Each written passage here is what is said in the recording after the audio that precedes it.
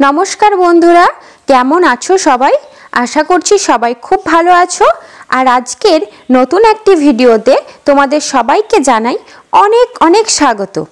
আজকে আমাদের গন্তব্যস্থল হলো কোণার্কের সূর্য মন্দির। আমরা সবাই নিশ্চয়ই এই নামটার সঙ্গে পরিচিত। সেখানকার জিনিস, সেখানকার দোকানপাট, সেখানের সূর্য মন্দির যেটার জন্য আসা, সব কিছুই আমরা আজকে ঘুরে দেখব, তোমাদেরকেও ঘুরে দেখাবো এবং সেখানকার ইতিহাস সম্পর্কে যেটুকু জানা যায় সেটা জানবো। মন্দিরে ঢোকার সময়তেই দেখতে পাচ্ছ যে চারিদিকে প্রচুর বাজারের মতন বসেছে, অনেক দোকানপাট এবং এখানে কিন্তু অনেক জিনিস বিখ্যাত রয়েছে। যেমন দেখো, এখানে কিন্তু ব্যাগ বা সেই কোণার্ক মন্দিরের রথের যে চাকা, সেই জিনিসগুলো কিন্তু খুব বিখ্যাত। তো তোমরা অবশ্যই সেগুলো কিন্তু নিজেদের এখানে নিজেদের বাড়ির জন্য স্মৃতি হিসেবে নিয়ে যেতে পারো। তো চলো আজকে আমরা ঘুরে দেখব কোণার্ক মন্দির এবং সেখানকার ঐতিহ্য, সেখানের ইতিহাস সম্পর্কে কিছুটা জানব। আমরা এখন প্রবেশ করেছি টিকিট কাউন্টারে, টিকিট কেটে নিয়েছি আর টিকিট মূল্য হচ্ছে 40 টাকা করে। একজনের 40 টাকা করে টিকিট মূল্য। আমরা টিকিট কেটে নিয়ে এখন সূর্য মন্দিরের দিকে রওনা দিয়েছি। তোমরাও এখানে টিকিট কাউন্টারে টিকিট কেটে নেবে, তারপরে মন্দিরের ভেতরে প্রবেশ করতে পারবে। 40 টাকা করে টিকিট মূল্য নেবে। তো চলো আমরা এখন যাচ্ছি, তোমরাও দেখতেই পাচ্ছ। তাহলে চলো সূর্য মন্দির যেতে যেতে আর সূর্য মন্দিরটা ঘুরতে ঘুরতে জেনে নিই এই মন্দিরের কিছুটা ইতিহাস। যেটুকু আমি নিজে জানতে পেরেছি সেটুকুই তোমাদেরকে আজকে জানানোর চেষ্টা করব। এই যে কোণার্কের সূর্য মন্দির, কোণার্কের সূর্য মন্দির 1300 শতাব্দীতে উড়িষ্যার কোণার্ক শহরে অবস্থিত। মনে করা হয় মন্দিরটি 1255 খ্রিস্টাব্দে পূর্ববঙ্গের রাজবংশের প্রথম নরসিংহদেব এটি নির্মাণ করেছিলেন। মন্দিরের কমপ্লেক্সটি একটি বিশাল রথের আকারে সূক্ষ্ম কারুকার্যময় পাথরের চাকা এবং দেওয়াল সহ তৈরি করা হয়েছে। কাঠামোর একটি প্রধান অংশই কিন্তু এখন ধ্বংসাবশেষ। এই মন্দিরটি একটি বিশ্ব ঐতিহ্যবাহী স্থান। ভারতের 7টি বিভিন্ন বিস্ময়ের তালিকায় রয়েছে কিন্তু এই কোণার্কের সূর্য মন্দির। মন্দিরটি পুরী থেকে মোটামুটি 35 কিলোমিটার দূরে অবস্থিত। এবার তোমাদেরকে জানাবো কেন কোণার্ক নাম করা হয়েছে বা কোণার্ক নামকরণের উৎপত্তিগত অর্থ। কোণার্ক নামটি সংস্কৃত কোণ অর্থাৎ কোণা, আমরা যেটাকে চারকোনা বলে থাকি না, সেই চারকোনা সেরকম একটি কোণ থেকে এসেছে। আর অর্ক শব্দের অর্থ হচ্ছে সূর্য। এই শব্দ দুটির মিলিত রূপ হচ্ছে কোণার্ক, যা সূর্য দেবতা বা সূর্যকে উৎকর্ষ করা হয়েছিল। অর্থাৎ এই মন্দিরের অর্থ হচ্ছে সূর্যের বিভিন্ন কোণের অবস্থান। এই মন্দির গুরুত্ব বহন করে। কোণার্কের সূর্য মন্দিরের পরিকাঠামোর জন্য লোহার বিম ব্যবহার করা হয়েছিল। এবার আসি ইতিহাসে। পুরাণ মতে শ্রীকৃষ্ণর পুত্র শাম্ব রূপে অত্যন্ত নয়ন ভোলানো ছিল। সব মহিলাদের তিনি নজর কাটতেন। শাম্ব একদিন নারদের ডাকে সাড়া দিতে ভুলে গেলে নারদের মনে প্রতিহিংসা জাগে। একদিন কৃষ্ণ যখন গোপিনীদের সঙ্গে লীলায় ব্যস্ত, তখন নারদের মন্ত্রণায় শাম্ব সেখানে ঢুকে পড়ে। সেই সময় গোপিনীদের নজর পড়ে শাম্বর উপর। তখন কৃষ্ণ প্রচুর রেগে গিয়ে তাকে অভিশাপ দেন, তার রূপ সব হারিয়ে যাবে, সে কুৎসিত হয়ে যাবে।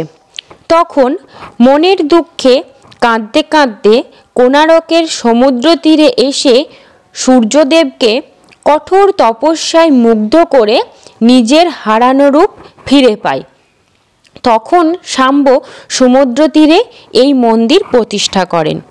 মন্দিরটি কিন্তু ধ্বংস হয়ে গেছিল। আমরা যে মন্দিরটি এখন দেখছি সেটি কিন্তু আদি মন্দির নয়। মন্দিরে শুধুমাত্র কিছু অংশ মাত্র আমরা দেখছি, কিন্তু ধ্বংস কেন হয়েছিল সেটার পিছনেও কিছু কারণ রয়েছে। এটি যেহেতু সূর্য মন্দির, সুতরাং এখানে সূর্য দেবতা নিশ্চয় থাকবে, কিন্তু তোমরা দেখছো এখানে কোনো রকম সূর্য দেবতার কোনো মূর্তি বা বিগ্রহ নেই, কারণ মন্দিরের ভেতরে কোনো রকম কোনো ঠাকুরেরই কিন্তু মূর্তি বা বিগ্রহ নেই।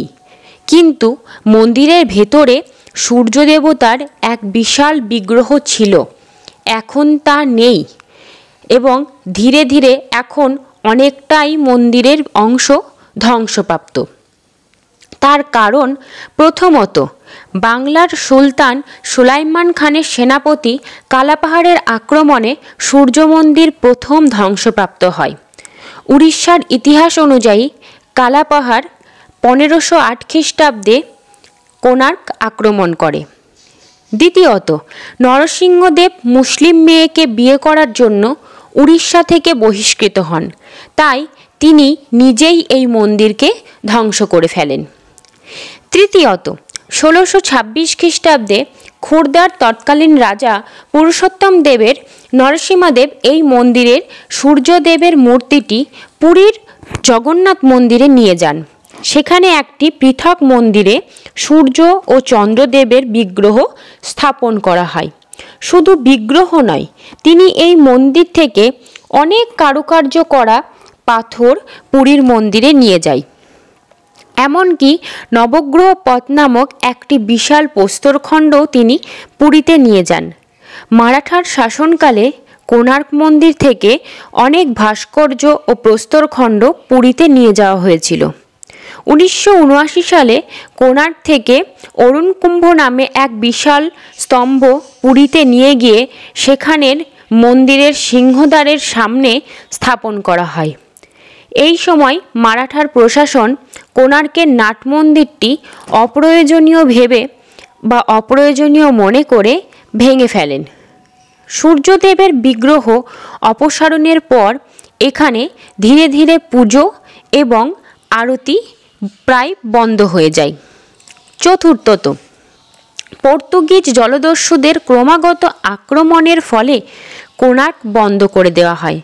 পর্তুগিজ জলদস্যুদের দস্যুবৃত্তি করতে অসুবিধা হওয়ার জন্য তারা মন্দিরের মাথায় অবস্থিত অতি শক্তিশালী চুম্বকটিকে পর্যন্ত নষ্ট করে দেয়।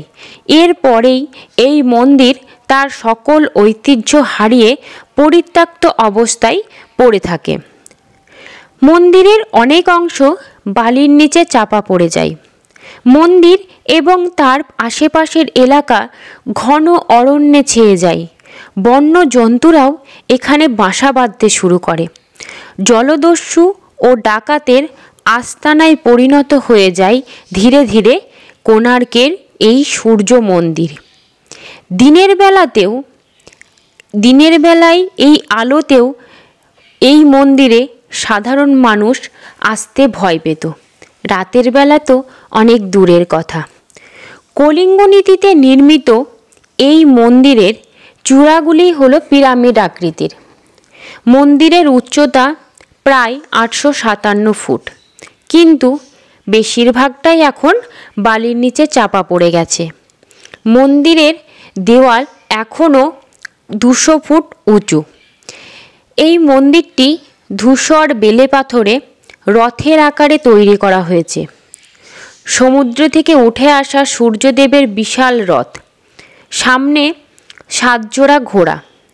এই 7 ঘোড়ার মানে হলো সপ্তাহের 7টি দিন, সেটাই বোঝানো হয়েছে। 12 জোড়া বিশাল চাকার ওপর পুরো মন্দিরটা নির্মিত। আর এই 12 জোড়া অর্থাৎ 24টি চাকার মানে এখানে 24 পক্ষ। চাকার কারুকার্য দর্শনার্থীদের জন্য প্রধান আকর্ষণীয় একটি জিনিস। প্রতিটি চাকা এখানে সূর্য ঘড়ি মতো কাজ করে। চাকার ভেতরের দাঁড়িগুলো সূর্য ঘড়ির সময় নির্ধারণের একটি কাঁটা। 8টি দাড়ি মানে অষ্টম প্রহর। এখানে নিখুঁতভাবে সময় জানা যায় এই সূর্য ঘড়ির সাহায্যে, অর্থাৎ মন্দিরের এই চাকার সাহায্যে। মন্দিরের প্রবেশপথের সামনেই দেখতে পাবে রয়েছে বিশাল দুটি সিংহ মূর্তি, যারা দুটি রণহস্তীর সঙ্গে লড়াই করছে। এছাড়াও এখানে রয়েছে ছায়া দেবীর মন্দির, রয়েছে এখানে মায়া মন্দির এবং তার সঙ্গে রয়েছে নৃত্যকক্ষ। প্রতি বছর ডিসেম্বর মাসে এখানে ডান্স ফেস্টিভ্যাল হয় এবং দূর দূরান্ত থেকে নৃত্যপ্রেমীরা এখানে নৃত্য পরিবেশন করতে, নৃত্য দেখতে আসেন। এখানের ভাস্কর্য হলো আজও সূর্যের প্রথম আলো বা সূর্যের প্রথম কিরণ মন্দির প্রাঙ্গণেই কিন্তু এসে পড়ে। মন্দিরের চূড়া থেকে একদম বেদি পর্যন্ত প্রতিটা জায়গা ভাস্কর্য এবং কারুকার্য দ্বারা পরিপূর্ণ। প্রতিটা পাথরে তোমরা দেখতে পাবে যে এখানে বিভিন্ন ধরনের কারুকার্য করা রয়েছে। দেবতা, অপ্সরা, কিন্নর, যক্ষ, গন্ধর্ব, নাগ, মানুষ, বালিকা বধূর বিয়ের শোভাযাত্রা, সমকামিতা, যুদ্ধ প্রস্তুতি, মোহিনী, মিথুন মূর্তি, 6 হাতের শিব, রাজদরবারের নানা ধরনের দৃশ্য, প্রেমিক যুগল, নৃত্য যুগল, শিকারের দৃশ্য, পৌরাণিক বিভিন্ন ঘটনা, সমস্ত কিছু খুব সুন্দরভাবে এই পাথরগুলোর ওপরে কিন্তু ফুটিয়ে তোলা হয়েছে। মন্দিরটির বেশিরভাগ অংশই তোমরা দেখতে পাচ্ছ যে একেবারে ভেঙে গিয়েছে। কোনো রকমে নতুনভাবে আবার সেটাকে জাস্ট ঠেকা দিয়ে রাখা হচ্ছে, যাতে একেবারে ধ্বংসস্তূপে পরিণত না হয়ে যায় বা একেবারে ভেঙে না পড়ে যায়। এই জায়গাটা হচ্ছে নৃত্য পরিবেশনের জায়গা এবং তোমরা দেখতে পেলে একে একে আমি দেখালাম তোমাদেরকে ছায়া দেবীর মন্দির, মায়া দেবীর মন্দির, সমস্ত কিছুই কিন্তু দেখালাম। আগে যখন জায়গাগুলো তবুও কিছুটা ভালো ছিল তখন কিন্তু অনেকটা পর্যন্ত দেখানো যেত, কিন্তু এখন যেহেতু ধীরে ধীরে সবটাই ভেঙে যাচ্ছে, যার জন্য কিন্তু মন্দিরের একেবারে ওপর পর্যন্ত ওঠা নিষিদ্ধ। মন্দিরের পাশেই দেখো রয়েছে খুব সুন্দর সবুজে ঘেরা মাঠ, যেটা দেখতে কিন্তু অসাধারণ লাগছে। মাঠের মধ্যে রয়েছে খুব সুন্দর সুন্দর গাছ, পরিচর্যা যেগুলো নিয়মিত হয় এবং এই জায়গায় এত সূর্যের আলোর মধ্যে এই গাছের ছায়া হচ্ছে খুব সুন্দর একটি জায়গা। তোমাদেরকে এখান থেকে আমি মন্দিরটা একটু দেখাচ্ছি, তোমরা দেখো, এবং মন্দিরের চারিপাশটা তোমাদেরকে একটু তুলে ধরার চেষ্টা করছি। মন্দিরের বেশিরভাগই অংশ আমি যেগুলো বললাম আগে, সিংহ মূর্তি, রণহস্তি, সব কিছুই কিন্তু ভেঙে যাচ্ছে ধীরে ধীরে। আর মন্দিরের পাথরের গায়ে যেগুলো রয়েছে, যেগুলোর কথা আমি বললাম, যে বিভিন্ন রকমের যে কারুকার্য করা রয়েছে, খুব সুন্দরভাবে কারুকার্য করা রয়েছে, সেগুলোও কিন্তু ধীরে ধীরে ধীরে ধীরে ক্ষয়প্রাপ্ত হয়ে যাচ্ছে এবং মন্দিরটা ধীরে ধীরে ধীরে ধীরে ধ্বংসের পথে এগিয়ে যাচ্ছে, যেটা আমাদের কাছে বিশ্ব ঐতিহ্যবাহী একটা স্থান। তো মন্দিরটা ঘুরতে তোমাদের কেমন লাগলো সেটা অবশ্যই জানাবে আমাকে। মন্দিরের ইতিহাস জানতে তোমাদের কেমন লাগলো সেটাও অবশ্যই জানাবে। কিছু ভুল ত্রুটি হয়ে থাকলে ক্ষমা প্রার্থী আমি ভিডিওতে ক্ষমা চেয়ে নিচ্ছি। তোমাদেরকে এবার দেখাবো যে জায়গাটা আমি প্রথমেই যেটা বলেছিলাম, যে মন্দির তৈরির জন্য কিন্তু লোহার বিম ব্যবহার করা হয়েছিল। দেখো এই দিকে যে লোহার বিমগুলো কীরকম মজবুত বা কতটা বড় বা কতটা মোটা সেটা তোমরা দেখতে পাবে। এইগুলো হচ্ছে সব সেই লোহার বিম যেগুলো মন্দির তৈরির সময় ব্যবহার করা হয়েছিল, সেই ধরনেরই বিম এগুলো। এবার আমরা মন্দির থেকে বাইরের দিকে যাচ্ছি। এক্সিট পথ তোমরা দেখতেই পেলে। মন্দিরটা তো পুরো চত্বরটা তোমাদেরকে যতটুকু পারলাম ঘুরে দেখালাম। আশা করছি সবার খুব ভালো লাগবে মন্দিরটি ঘুরতে। যারা আসোনি তারা অবশ্যই একবার এসো, আশা করছি ভালো লাগবে। কারণ মন্দিরটি তো বললাম ধীরে ধীরে মানে ক্ষয়প্রাপ্ত হতে চলেছে এবং ধীরে ধীরে ধ্বংসের পথে এগিয়ে যাচ্ছে। কীরকমভাবে মন্দিরটাকে মানে আটকে রাখা হয়েছে সেটা তোমরাই দেখতে পেলে। চারিদিকে স্ট্যান্ড লাগিয়ে মানে সে আটকে রাখা হয়েছে।